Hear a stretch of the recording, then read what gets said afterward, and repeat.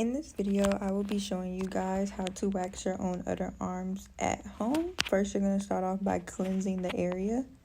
And then you're going to add some baby powder in case you may be sweating. You can continue to add baby powder as long as you're waxing and you notice yourself sweating.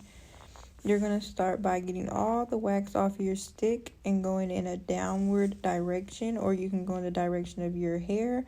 Because my hair is curly, I just go downward, and you're going to create a lip. That way you can rip it up at the end, and you see me doing that here, creating a thick border. That way when I pull it, all the wax comes up in one piece.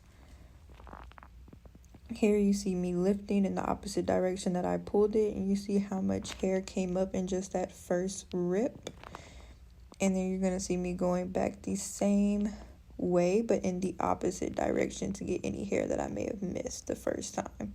And it doesn't have to be perfect. As you see, this one didn't go on as smoothly, but just you can fix it. It's not going to dry too fast. You guys are using the same wax that I'm using in this clip.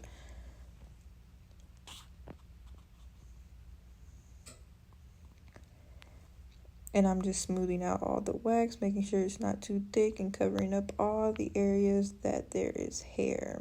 Still creating a lip at the top so that I have something to pull without ripping the strip.